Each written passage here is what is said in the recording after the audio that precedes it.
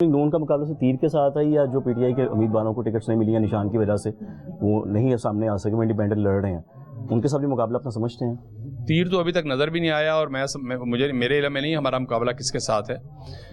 لیکن ہم پھر بھی سمجھتے ہیں کہ الیکشن ہوتا ہے، الیکشن کو لائٹ نہیں لینا چاہیے، الیکشن کے تقاضے بھی پورے کرنے چاہیے، الیکشن کے اندر جو اس کے لوازمات ہیں وہ پورے کریں گے انشاءاللہ تعالیٰ، اور الیکشن کو الیکشن سمجھ کے لڑیں گے انشاءاللہ، اپنا ووٹر بھی نکالیں گے، اور بھی پارٹیاں جو بھی ہیں میدان میں ہیں. جیسے پیپلز پارٹی نے کہا کہ بانی پی ٹی آئی کے بغیر الیکشن کا مزہ نہیں آئے گا، کیا مسلم لیگ نون بھی یہ سمجھتی ہے؟ نہیں، یہ تو دیکھیں پیپلز پارٹی تو اب یہ زبانی کلامی جمع خرچ ہے اور اپنے آپ کو ہیرو بنانے کی کوشش کر رہے ہیں، حالانکہ یہ خود سب سے بڑے وکٹیمائزڈ ہیں اس کے، اور سب سے زیادہ اس کے ڈسے ہوئے ہیں تو آپ کے علم میں ہی ہے. تو ابھی وہ جس انداز کے اندر وہ یعنی باتیں کرتے ہیں تو لوگ ان کی باتیں سن کر اب ہنستے ہیں کہ یار آپ صرف پنجاب کے اندر ایک سیٹ کے لیے آپ اس طرح کی آپ فضا بنانے کی کوشش کریں، وہ فضا بنے گی نہیں ان کی. دوسری بات یہ ہے کہ دیکھیں کوئی بھی جماعت ہو، ہم سمجھتے ہیں جو بار بار لیول پلینگ فیلڈ کی بات ہو رہی ہے، تو لیول پلینگ فیلڈ کیا ہم جنہوں نے 9 مئی کو شہداء کی یادگاروں پہ حملے کیے ہیں، کیا ان کو ہم لیول پلینگ فیلڈ دے دیں؟ جنہوں نے ہمارے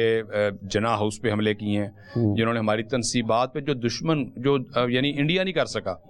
جنہوں نے یہ حملے کر دیے ہیں اور جنہوں نے لوگوں کا ذہن اس طرح خراب کر دیا کہ لوگ اس لیول پہ وائلنس کرنے پر مجبور ہو گئے، تو میں سمجھتا ہوں کہ یہ جو جن پر فوجداری مقدمے ہیں، فوجداری کیس ہیں، ان کو مقدمات کا سامنا کرنا چاہیے. اور میں تو ان کے لیڈرشپ پہ حیران ہوتا ہوں کہ جو بھگوڑے ہیں،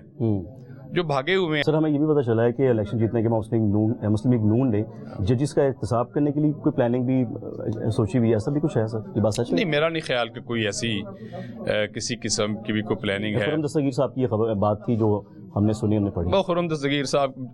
کی بات ان کی اپنی بات ہو سکتی ہے، لیکن میرا خیال ہے کہ پالیسی تو ایسی کوئی نہیں ہوتی. ہاں، ہم ہی سمجھتے ہیں کہ ایسا میکنزم ہونا چاہیے ججز کی انڈکشن کا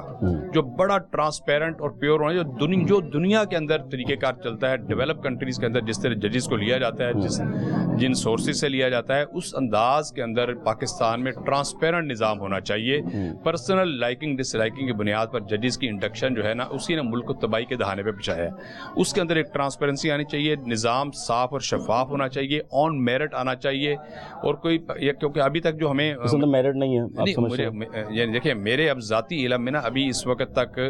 پورا نظام میرا نقشہ نہیں ہے، لیکن جو ہمیں محسوس ہوتا ہے کہ شاید ڈسکریشنری پاورز یوز کی جاتی ہیں ججز کی انڈکشن میں، اور جسٹ کوئی ایجنسی سے رپورٹ لی جاتی ہیں، جو اس کو ایجنسی وہ کلیئر کر دیتے ہیں جناب اس کو انڈکٹ کر لیا جاتا ہے. میرا خیال ہے کہ اس پہ اوپر جس طرح باقی محکموں میں اور باقی معاملات میں ٹرانسپیرنسی آ رہی ہے، یہاں پر ٹرانسپیرنسی بہت زیادہ ضروری ہے تاکہ نظام عدل جو ہے نا وہ آپ کا ایک اسٹیبلش ہو، لوگوں کو حقیقی طور پر انصاف میسر آئے. اور آج دیکھیں نا کوئی 40 سے 50 لاکھ مقدمہ زیر التوا ہے، تو یہ ہمارا نظام کا نقص ہے نا جی، کہ ہم اس کو نہیں کر پا رہے. تو اس کو میرا خیال ہے کہ اس پر بڑا فوکس کرنا چاہیے.